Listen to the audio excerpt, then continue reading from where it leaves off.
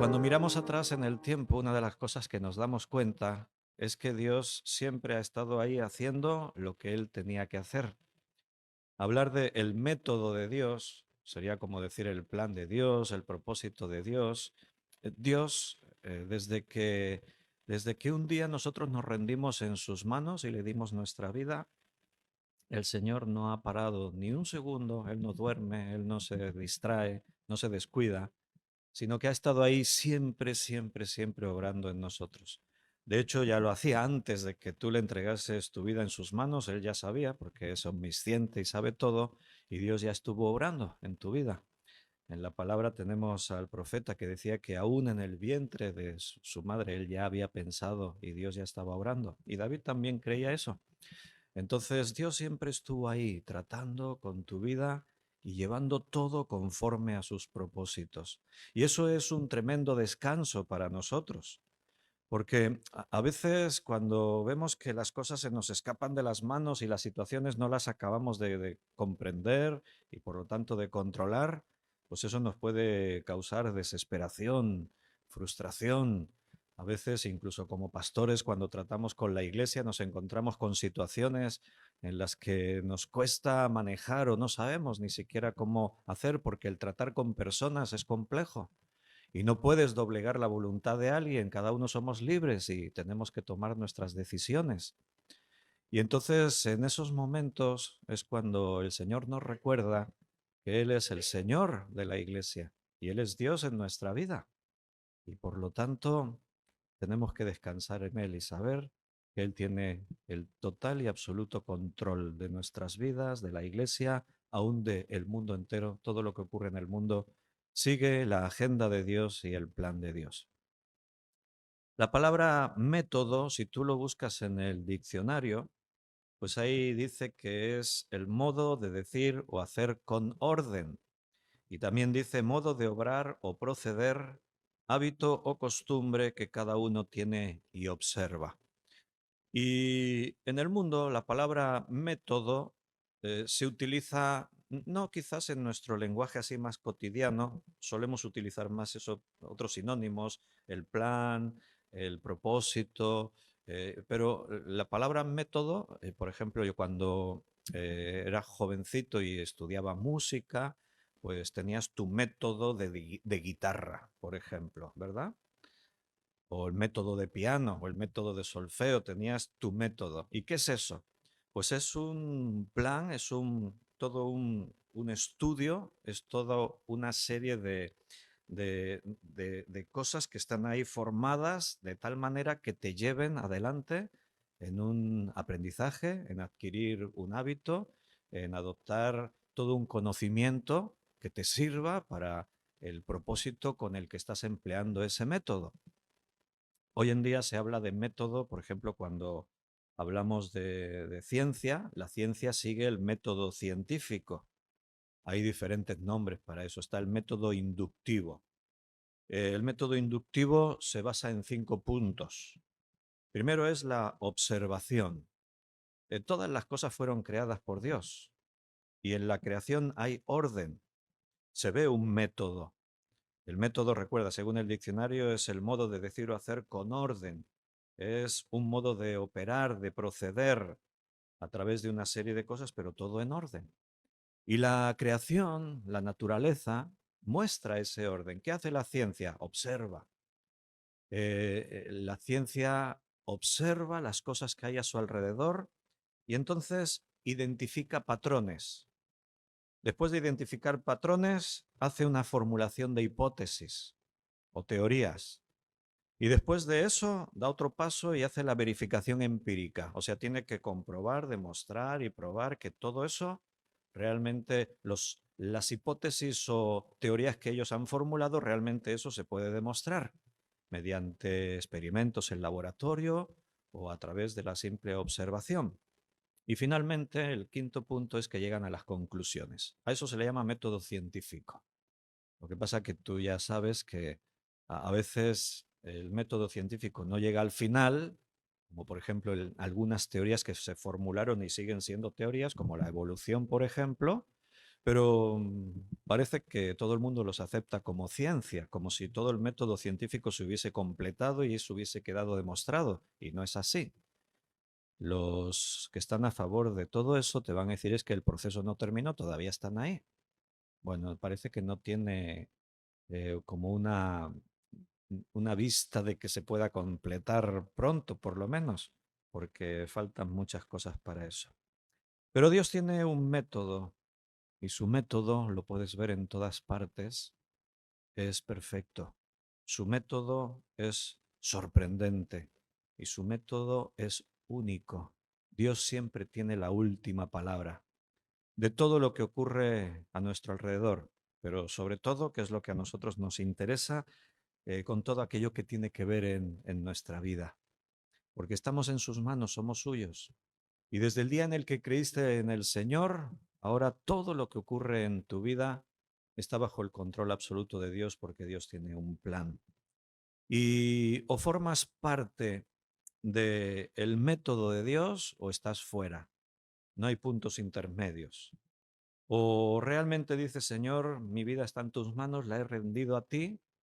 Y eso es decirle al Señor que Él haga su voluntad en nosotros y nos lleve según el propósito que tiene, o te quedas fuera. Pero no puedes decir, bueno, yo cojo una parte y otra parte no. O lo tomas todo o no estás. O estás en la luz o estás en las tinieblas. O estás con el Señor reuniendo o estás desparramando en su contra. Pero no podemos estar a medias tintas. O estamos o no estamos con Él. Entonces, vamos a mencionar 5 cosas que nos muestran acerca del método que Dios tiene, cómo Dios desarrolla ese plan en nosotros. Como os decía, igual que cuando yo usaba mi método de solfeo y guitarra, por ejemplo, pues ahí empecé por lo más básico. Primero me enseñaron qué es este objeto que tienes ahí, este instrumento, la guitarra. Y entonces te dicen, las cuerdas se cuentan de abajo arriba, primera, segunda, esta es el mi, te enseñan todo, estos son los trastes, y te empiezan a enseñar los primeros acordes, y en el pentagrama te enseñan pues lo que son todas esas figuras que hay ahí, las notas, y te dicen lo que es una redonda y los tiempos que tiene, y una blanca, y la negra, y te empiezan por lo más básico, y tú qué haces, vas siguiendo el método. Y al continuar ese método vas adquiriendo un conocimiento que antes no tenías. Y en este caso vas descubriendo el mundo de la música y te vas llenando de algo que realmente Dios creó y que es muy especial y por eso hacemos tanto uso de la música porque es algo que Dios creó. Igualmente en nuestra vida el método de Dios sigue ese mismo principio. Llegamos al Señor y desconociendo un mundo que estaba delante de nuestros ojos, pero que no sabíamos. Dice la Biblia que los que no tienen el Espíritu Santo, los que no han nacido de nuevo, están ciegos a las cosas de Dios. No ven, no entienden, no saben. Ahora nosotros llevamos un tiempo caminando con Dios. Hemos seguido ese método y ahora tenemos conocimientos que nos hacen ver la vida de otra manera. Las cosas que ocurren en el mundo las vemos desde otra perspectiva, porque Dios nos dio ese conocimiento.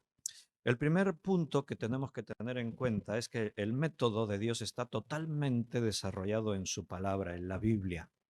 Nosotros tenemos la escritura, ese es el tema de vuestros 40 días, palabra viva, porque esto no es palabra muerta.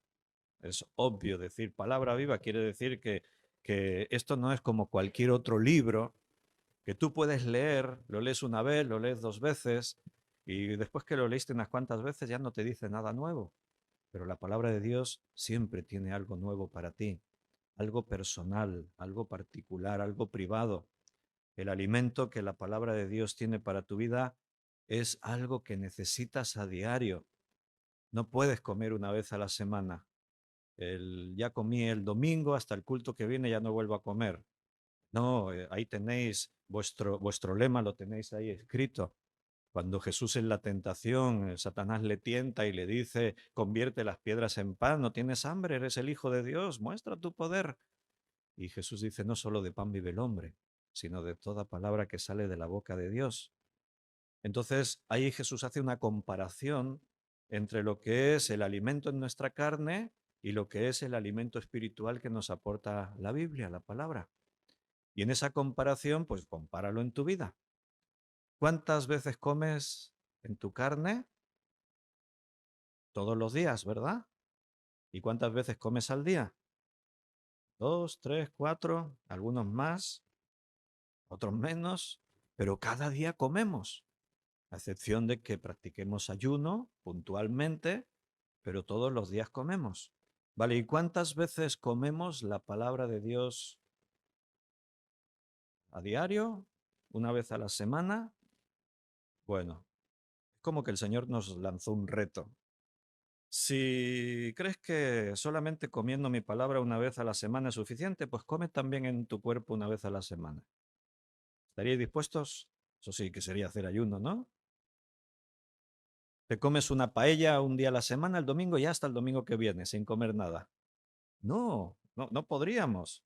Enfermaríamos, contraeríamos anemia, no sé, no tendríamos fuerzas para levantarnos de nuestra cama y hacer las actividades a diario. Bueno, pues espiritualmente hay muchos débiles porque no comen suficientemente la palabra de Dios. Y no solo comer, es el hecho de que la palabra nos habla. Hay un texto muy conocido que creo que sabéis de memoria, que es segunda de Timoteo 3, 16 y 17. Dice que toda la escritura es inspirada por Dios y dice que es útil. O sea, la Biblia siempre produce algo en tu vida. Cada vez que tú leas, que la medites, que la escuchas predicar, la palabra de Dios va a provocar algo en ti. Nunca vuelve vacía, dice el profeta. Toda la escritura es inspirada por Dios y útil para enseñar, para redarguir, para corregir, para instruir en justicia. Y esto tiene una finalidad, dice, a fin, dice el versículo 17, de que el hombre de Dios sea perfecto, enteramente, no solo una parte. El propósito de Dios es que su método se cumpla totalmente en tu vida, enteramente preparado para toda buena obra. La Biblia llena y llega hasta la última área de tu vida, todo lo que es tu mente, tu corazón, tus sentimientos, todo lo que tú necesitas, todo lo que tú puedes desarrollar, todo está en la palabra de Dios. El plan de Dios está ahí, siempre dispuesto a seguir llevándote adelante en esos propósitos que Dios tiene para cada uno de nosotros. Pero sin la Biblia, todo esto sería simplemente una religión. En este mundo hay muchas religiones. Y sabes, la iglesia cristiana está pasando un mal momento. Em, Cuando los reformadores eh, se enfrentaron al poder de la iglesia para denunciar todo aquello que se estaba haciendo mal, el propósito de hacer todo eso no simplemente fue buscar un conflicto, sino que fueron hombres y mujeres que de pronto leyeron la Biblia, se encontraron con la palabra de Dios y la palabra de Dios lo cambió todo. O sea, no fueron iniciativas privadas de que alguien, muchos lo veían, la corrupción que había dentro de la propia iglesia. Se veía toda la inmundicia y toda la perversión y la codicia del dinero, los abusos que se hacían con las indulgencias, todo eso era muy obvio.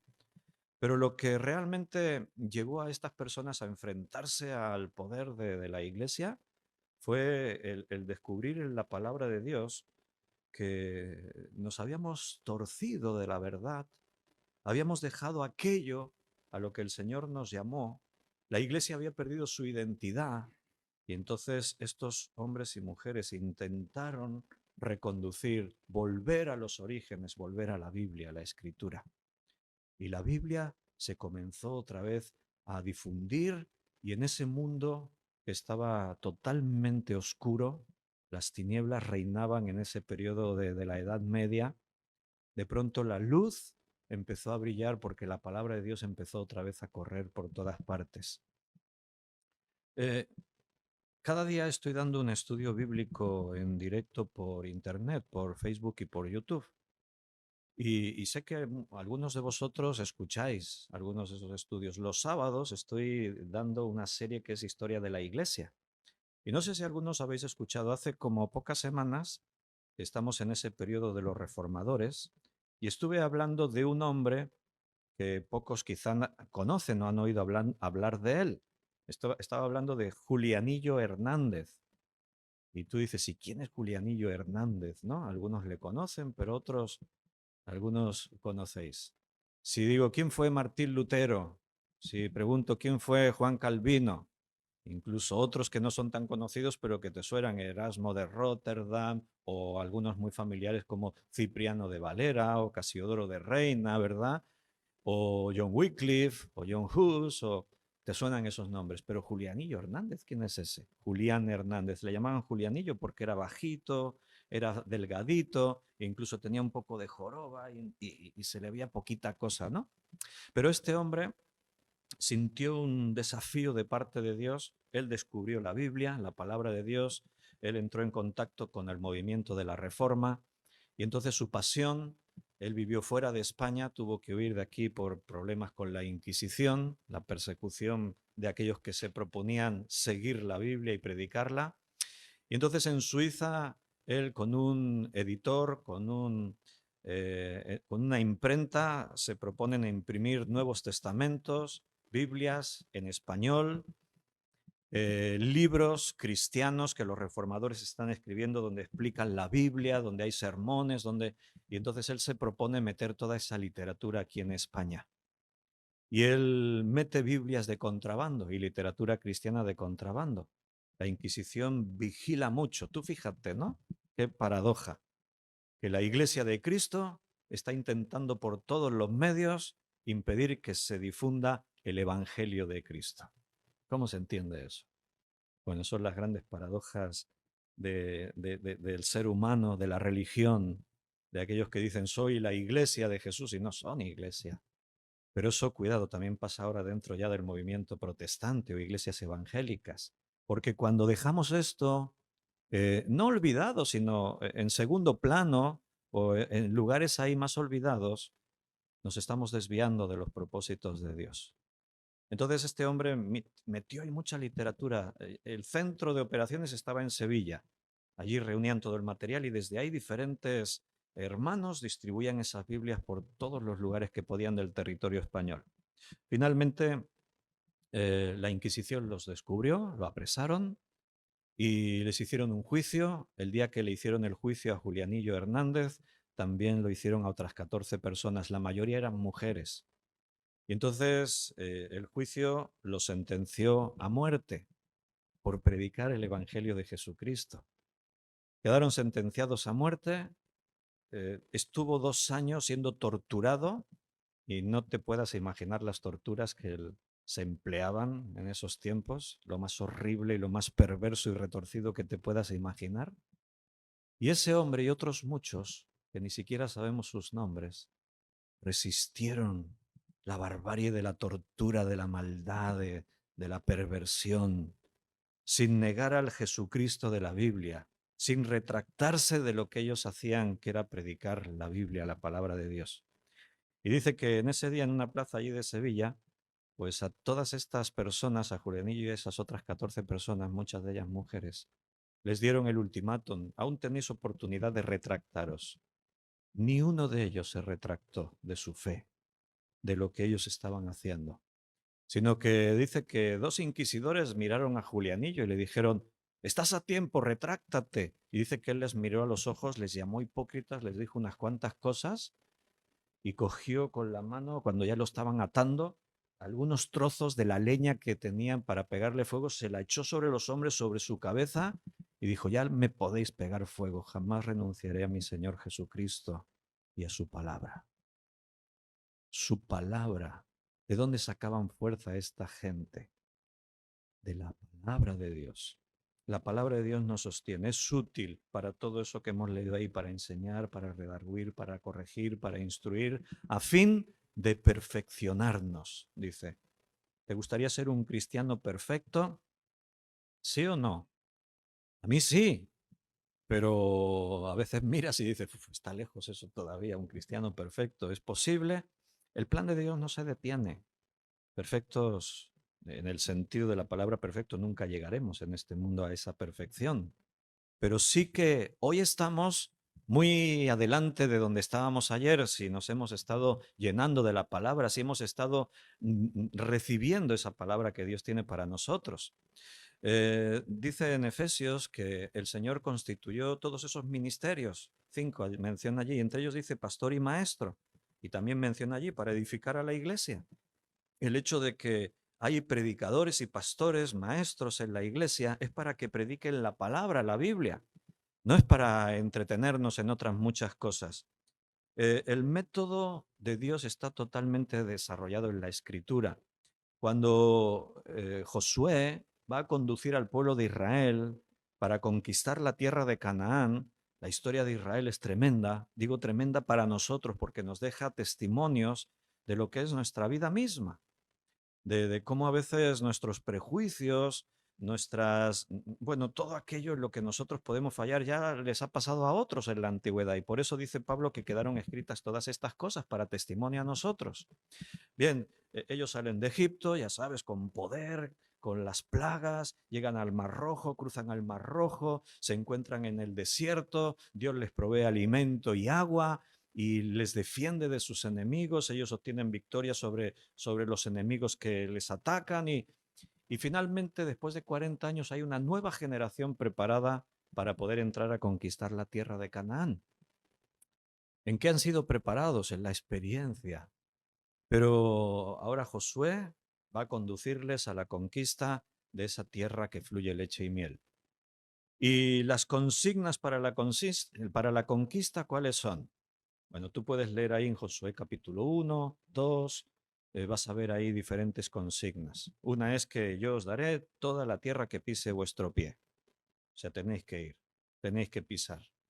Tienes que tener la fe para estar dando esos pasos que te lleven a donde Dios quiere. Pero la consigna para la victoria es la palabra de Dios. Seguro que si conocéis Josué, el libro de Josué y sobre todo el capítulo 1, os habéis dado cuenta que algo que resalta es que por lo menos 3 veces Dios le dice a Josué, esfuérzate y sé valiente. ¿Os habéis fijado en eso? Vale. ¿Y te quedó claro en qué tienes que esforzarte y ser valiente? En la palabra de Dios. Porque claro, vamos a ir a conquistar, vale, esfuérzate y sé valiente. Uy, yo no sé si voy a ser valiente para eso. Yo no soy un guerrero. Yo cuando veo ahí a los gigantes, esos que dijeron los espías con sus espadas como Goliat, ¿no? Aquel que se enfrentó a David, y ve ahí a esos soldados despiadados con sus miradas feroces y las armas y todo ahí, y yo me veo ahí, yo no sé si voy a ser valiente. Me parece que es algo corriendo.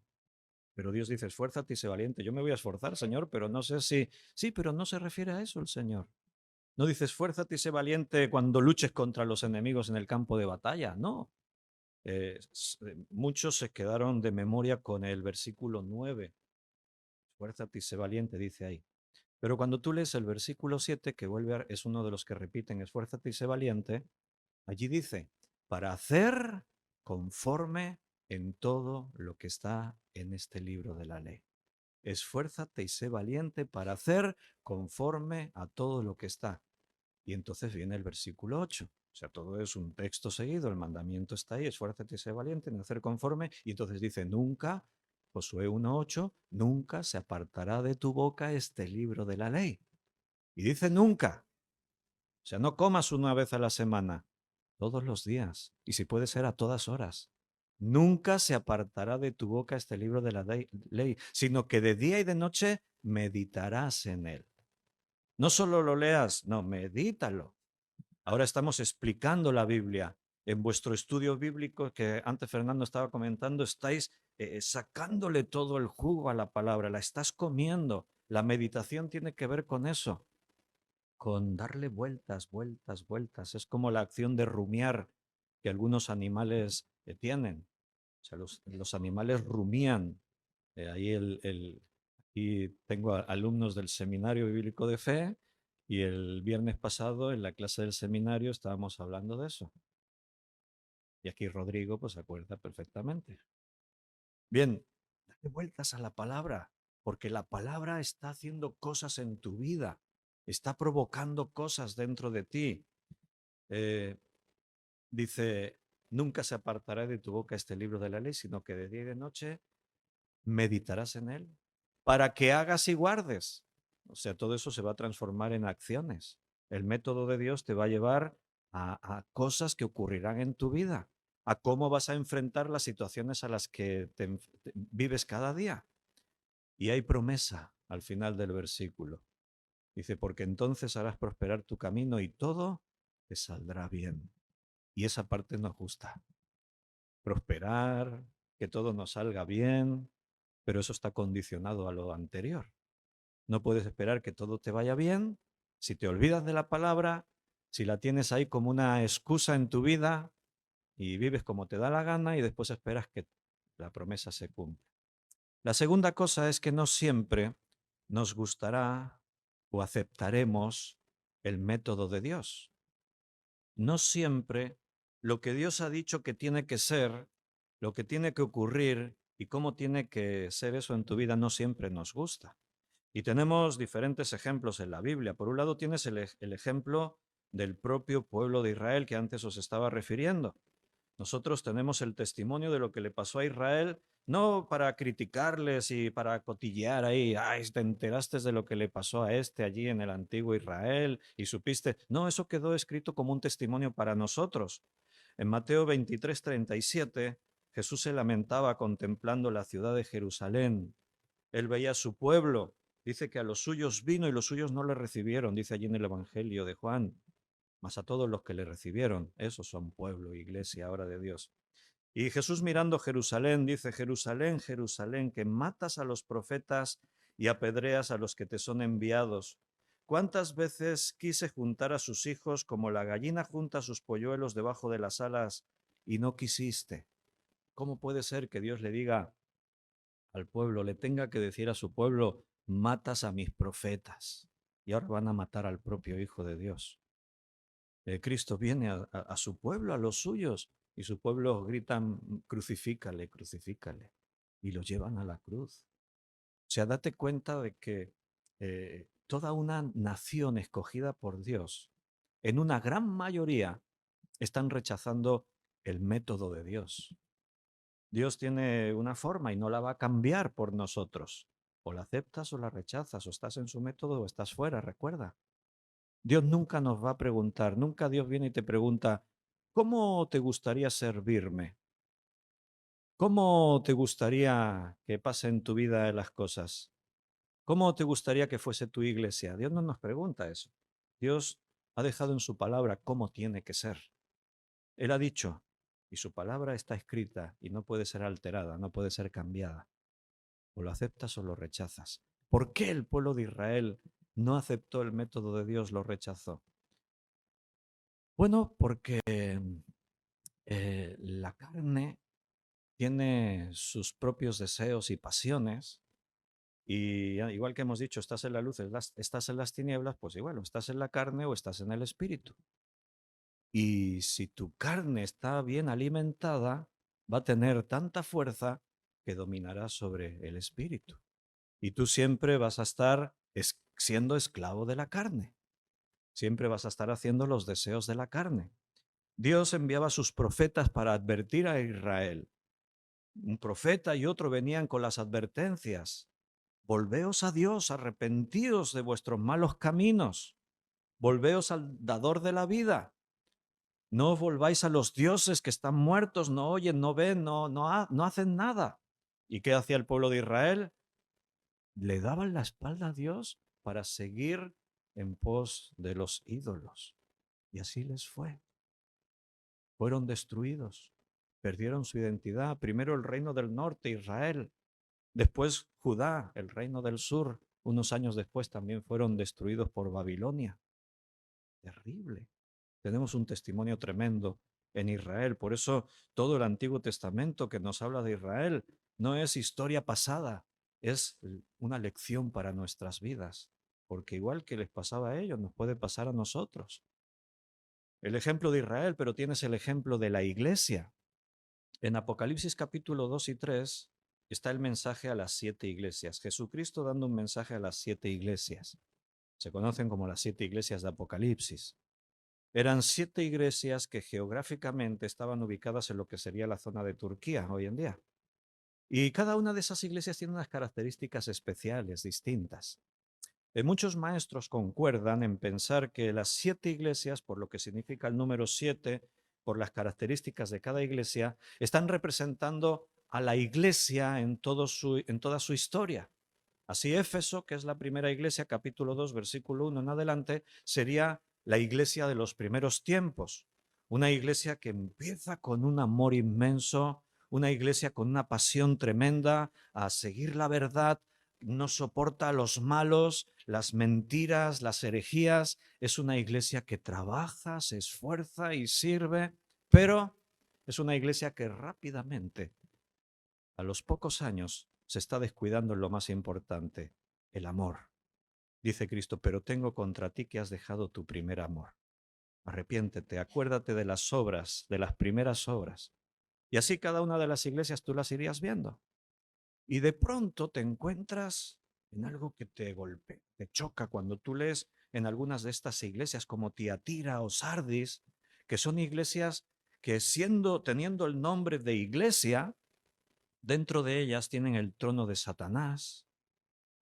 Dice, tienes el trono de Satanás. Sigues la doctrina de Balaam. Tienes a esa mujer Jezabel que te lleva a la corrupción, que te lleva a prácticas pecaminosas. O a Sardis le dice, tienes nombre de que vives y estás muerta. ¿Cómo? ¿La iglesia es una iglesia y está muerta? O la Odisea, que es la última de iglesia, y si realmente esa visión de que la iglesia, las 7 iglesias muestran la historia de la iglesia en su totalidad, pues la Odisea sería la iglesia de los últimos tiempos, quizás la iglesia que vivimos nosotros hoy. Y la Odisea se le llama la iglesia tibia. Es la iglesia que dejó a Cristo fuera de su experiencia, de su vida. Es una iglesia que dice, lo tenemos todo, tenemos la excelencia, somos ricos, nos hemos enriquecido, no tenemos necesidad de nada. Estamos en el momento más cumbre, más alto, somos una iglesia poderosa, somos la iglesia. Y Cristo dice, no, y estás equivocada, eres una pobre, ciega, desventurada. Y ahí está ese versículo súper conocido, el 20, 3:20. He aquí, dice Cristo, yo estoy a la puerta y llamo. Y no dice si la iglesia me oye, no, dice si alguno. O sea, Cristo da por sentado que esa iglesia está perdida. Pero si alguno oye mi voz y abre la puerta, entraré a él, cenaré con él y él conmigo, entraré en su vida y tendremos comunión y le daré vida. Es una iglesia que a pesar de tener nombre de iglesia, no son una verdadera iglesia. Apocalipsis te muestra eso, el concepto de iglesia o la iglesia verdadera. Una cosa es la religión y otra cosa es el grupo de los que han sido redimidos. Lo mismo que pasaba en Israel. Todos decían somos el pueblo de Dios. Pero ahora el apóstol Pablo en Romanos, en otros lugares, les tiene que decir, no, pero estáis equivocados. No porque seáis descendientes de Abraham. No porque penséis que Dios os confió a vosotros la palabra. No por esos hechos sois salvos. No por eso sois hijos de Dios. Y lo argumenta perfectamente porque dice, hasta el propio Abraham tuvo que creer, porque dice la escritura, y creyó Abraham y le fue contado por justicia. Pero los judíos pensaban, no, porque yo nací siendo judío, tengo sangre hebrea y me he circuncidado y Dios nos confió su palabra, nosotros somos hijos de Dios. Jesús les dijo, vosotros sois hijos de vuestro padre el diablo. A veces Jesús era duro al hablar, ¿eh? Y ellos se quedaron ofendidos. Hombre, ¿quién no se ofende, no? Si te dice alguien, tú eres hijo de Satanás. ¿Qué? No, yo soy hijo de Abraham. Pero Jesús tenía argumentos, no hablaba por hablar. Él decía, si fueses hijo de Abraham, las obras de Abraham haríais. Pero vuestras obras, ¿de quién son? Del diablo. Estaban matando a los profetas de Dios. Estaban conspirando para matar al Hijo de Dios. ¿De dónde vienen esas obras? La palabra de Dios es la única que te va a mostrar dónde estás, cuáles son tus obras. La palabra de Dios siempre te va a llevar a lo que Dios quiere. Pero a veces no te gustará el método de Dios, pero lo tienes que aceptar. Multitudes seguían a Jesús y cuando Jesús les hablaba de lo que realmente es la verdad, en una ocasión todos dejaron de seguirle, se ofendieron.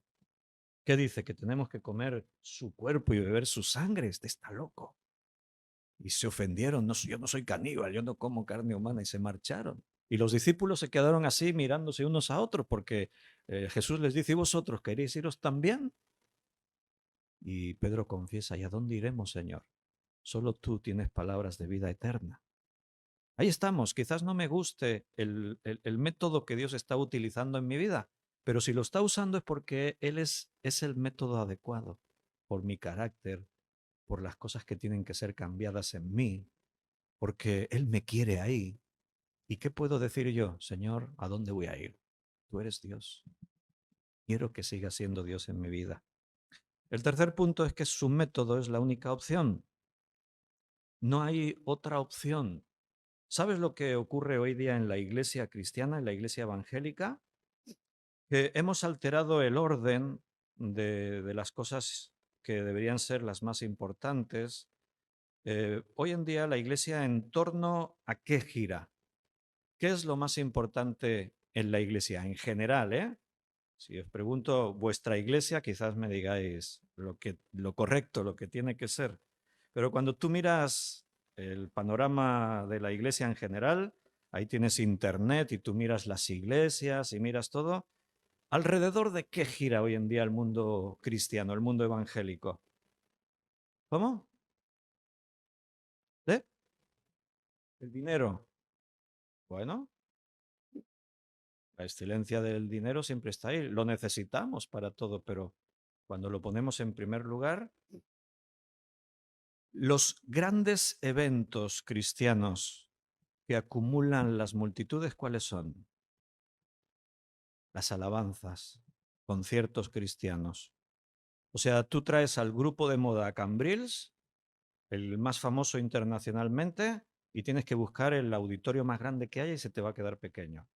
Y cobrando entradas de 30 y pico, 40, 50 euros por persona. Si has ido a Barcelona a algunos de esos conciertos, que es donde suele hacerse por aquí más cerca, buscan un polideportivo grande. Algunos hemos estado en el Palau Sant Jordi con 15.000 personas allí y cada uno tuvo que pagar sus 40 euros de entrada para ver al grupo de moda. Y estamos allí alabando a Dios. Pero si tú anuncias, vamos a hacer un estudio bíblico y vamos a predicar la palabra de Dios, ¿cuántos van? Y es gratis, porque si cobras ya olvídate, no va ni el que predica. ¿Cuántos van? Pocos, muy pocos. ¿Qué quiere decir? Que hemos alterado el orden de las cosas. La alabanza no es mala, forma parte de nuestra vida, pero la hemos puesto en un orden equivocado. Mira, cuando Salomón construyó el templo, creo que todos sabéis la historia. ¿A qué hora tengo que terminar, Fernando? ¿A la una tengo que terminar? Falta un minuto para una, ¿cómo lo hago? Acelero, ¿me dejáis 5 o 6 minutillos? Acelero.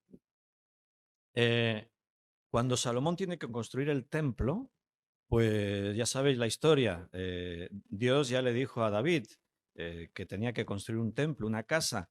La historia viene del tabernáculo. En medio del desierto Dios habitaba con su pueblo en el tabernáculo.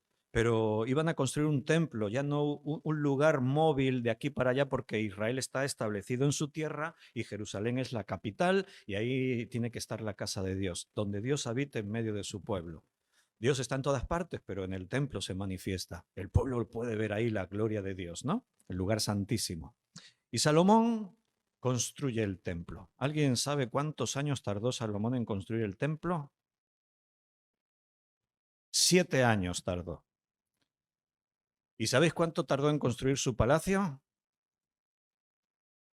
13 años. O sea, tú dices, no sé, igual se esmeró más en el palacio que en el templo. Bueno, no sé, eso lo lanzo yo por ahí, porque tú sabes que Salomón tuvo muy buen comienzo, pero tuvo muy mal final. Se fue torciendo, se fue desviando, se fue saliendo del propósito Él pidió, dame sabiduría, cuando Dios le ofreció, pídeme lo que quieras que te lo doy, dame sabiduría, dijo dos cosas. Para saber conducir a este pueblo, de hecho dijo, dame entendimiento, es la palabra que aparece ahí en el primer libro de Reyes. Dame entendimiento para saber dirigir a este pueblo, para saber conducir a este pueblo y para saber, segunda cosa, discernir entre el bien y el mal. Y a Dios le agradó que Salomón pidiese eso y le dio esa sabiduría. Pero Salomón se olvidó rápidamente de cuáles eran los propósitos con los que Dios le dio sabiduría. ¿Y qué hizo Salomón? Empleó toda su sabiduría en hacer prosperar el reino, dinero. Bueno, la casa del campo que él hizo, dice que había un montón de escudos, cada escudo pesaba no sé cuántos kilos de oro. Tú dices, ¿para qué tanto? Perdió de vista todo eso. No se conformó con casarse con una esposa. ¿Cuántas esposas tuvo? 700 esposas reinas y 300 concubinas, 1000 mujeres. Y si tú te lees el libro de Deuteronomio, dice allí el Señor, no tengo tiempo de ir mostrándoslo, pero dice allí el Señor, a los reyes de Israel les digo, no atesoréis para vosotros oro, no traigáis de Egipto caballos, y Salomón se trajo caballos de Egipto, o sea, estaba haciendo todo lo contrario a lo que Dios había mandado. ¿Qué pasó con Salomón? Con la sabiduría que tenía, ¿sabes lo que pasó? Que se olvidó de esto, cambió el orden. Mira lo que dice en primer libro de Reyes, capítulo 6, versículo 12 y 13. Porque cuando él construye el templo y le dice, Señor, te pido que habites aquí en medio de nosotros, que cumplan la promesa que le hiciste a mi padre David cuando dijiste, yo habitaré en medio de ellos, yo te pido que tú habites aquí. Y Dios le dice, primer libro de Reyes 6, versículo 12. Con relación a esta casa que tú edificas, sí, me has edificado una casa, está bien, ha quedado preciosa, todo magnífico, pero con relación a esto, o sea, la importancia no está en la casa que has construido. Con relación a esto, si anduvieres en mis estatutos e hicieres mis decretos y guardares todos mis mandamientos, entonces yo cumpliré contigo mi palabra que hablé a David tu padre. ¿Dónde estaba la importancia? ¿En el templo? ¿En la alabanza? No, en mi palabra, dice Dios. ¿Por qué Dios no le dijo, si tú me alabas todos los días y tienes el mejor grupo de alabanza, si tú haces cultos extraordinarios donde haya cosas magníficas, entonces yo habitaré ahí en medio de esa fiesta? No, la condición era mi palabra. Si tú haces mi palabra, si tú andas en mi palabra, si tú guardas mi palabra, entonces yo habitaré ahí con vosotros. Y eso no quiere decir que la alabanza está desestimada. ¿Sabes por qué no dice en la Biblia, tenéis que alabarme, tenéis que de día y de noche practicar la alabanza? ¿Sabes por qué no dice eso en la Biblia? Porque eso sigue lo otro. Si tú te llenas de la palabra de Dios, la alabanza va a seguir a eso. Dios no va a necesitar decir tienes que alabarme. No, tú ya le vas a alabar. ¿O no te pasa eso que tú estás ahí metido en la palabra, llenándote de ella y no te puedes aguantar y dices, ay Señor, te doy a ti toda la gloria, te alabo, te bendigo? Pero nosotros hemos alterado el orden, hemos puesto la alabanza en primer lugar y la palabra de Dios por ahí no sé dónde está olvidada. A mí me invitan a predicar a alguna iglesia y yo siempre pregunto, aquí como hay confianza me paso un poco del tiempo, pero pregunto, ¿cuánto tiempo tengo para predicar? Y Fernando sabe de algún sitio de esos que te dicen 15 minutos. 15 minutos para predicar la palabra. Si con eso no tengo ni para la introducción.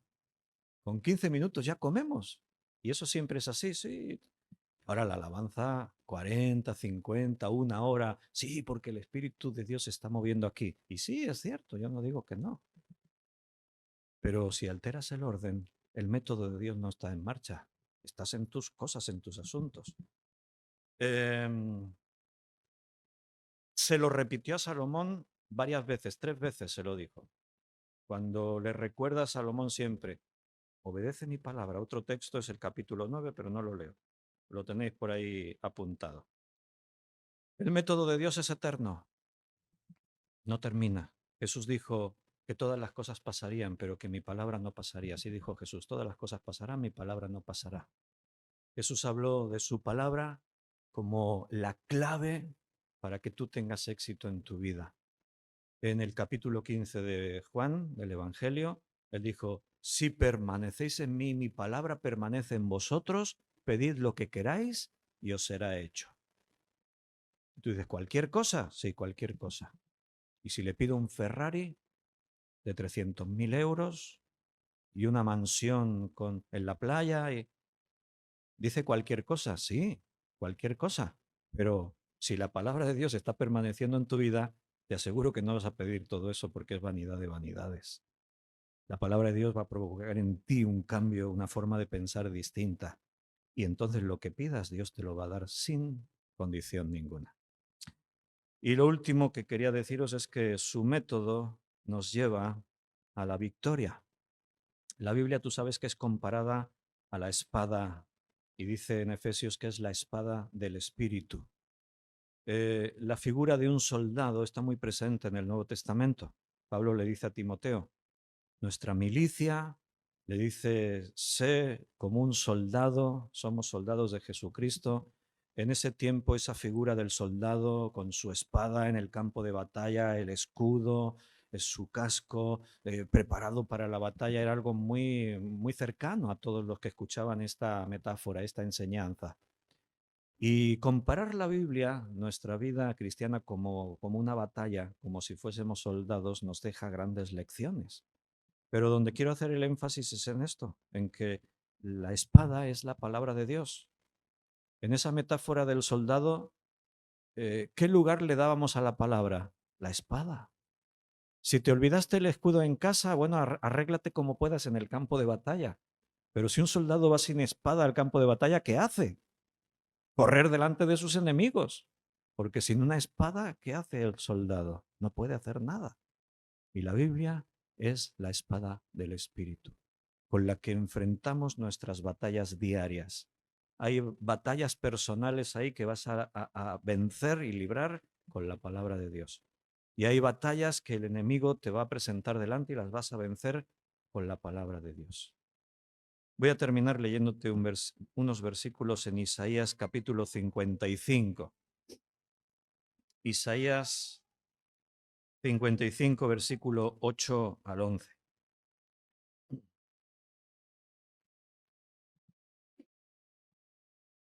Porque mis pensamientos no son vuestros pensamientos, ni vuestros caminos mis caminos, dijo Jehová.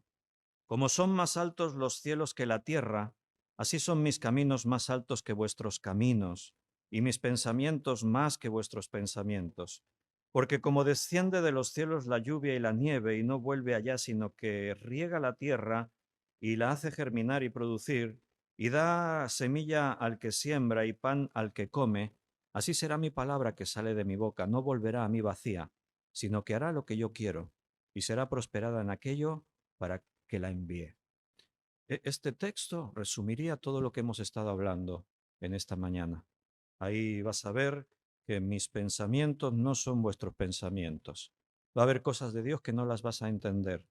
Sus pensamientos están aquí escritos en este libro, en esta palabra. Esto es único y no puedes perder de vista que tu vida depende de esto. No relegues la Biblia a un segundo plano. Qué bueno que habéis escogido como iglesia tener durante estos 40 días ese lema, palabra viva, porque es necesario que esta enseñanza cale dentro de nosotros, cuaje en tu interior, porque como digo, lo más natural es que dejemos la Biblia como un amuleto, como una superstición, como algo ahí que tenemos como una excusa. La Biblia es todo para nosotros. Si nos descuidamos de este alimento espiritual, estamos perdidos, nos convertimos en religiosos y no somos esos hijos de Dios auténticos y verdaderos que el Señor quiere que seamos. Voy a hacer una oración. Señor, gracias por mis hermanos que están aquí en Cambrils. Gracias por todos los momentos que nos has permitido compartir juntos. Y gracias porque sabemos que seguro que en tu voluntad, si tú quieres, nos vas a permitir vivir otros buenos momentos. Pero somos parte de ese cuerpo universal y somos conscientes de que no son tantos como pueda parecer, tu palabra dice que son pocos, pocos aquellos que guardan tu palabra. A esa iglesia de Filadelfia tú le dijiste que aunque tienes poca fuerza, hay dos cosas que son las claves. No has negado mi nombre y has guardado mi palabra. Y queremos ser esa iglesia que jamás neguemos tu nombre y sobre todo que guardemos tu palabra. Guardarla, ponerla por obra, tenerla cada día en nuestra boca, en nuestra mente, en nuestro corazón, en nuestros hechos. Ayúdanos a ser valientes y esforzados en poder hacer esto, porque los tiempos son malos, las distracciones son muchas, la industria del entretenimiento nos roba, Señor, toda nuestra vida en esos ratos que perdemos viendo y haciendo cosas que no tienen más valor que ese momento de satisfacción en la carne. Y necesitamos ocuparnos en tu reino, en las cosas eternas. Y tu palabra es la herramienta que has dejado para eso, así que ayúdanos. Bendice a cada uno y que esta palabra, como dijo ahí Isaías, no vuelva vacía, sino que produzca todo ese fruto, que haga lo que tú quieres que haga en nuestra vida. Gracias. En el nombre de Jesús te lo pedimos. Amén.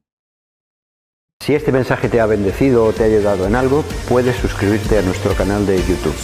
También conocerás nuestra comunidad, la Asamblea Bíblica del Camp de Tarragona, en Cambrils, España, a la que estás cordialmente invitada o invitado. También puedes seguirnos por las redes sociales. Los enlaces los encontrarás aquí abajo y podrás visitar nuestra página, así como conocer nuestros programas radiales y podcasts de Yum Radio. ¿Qué? ¿Te suscribes ya a nuestro canal?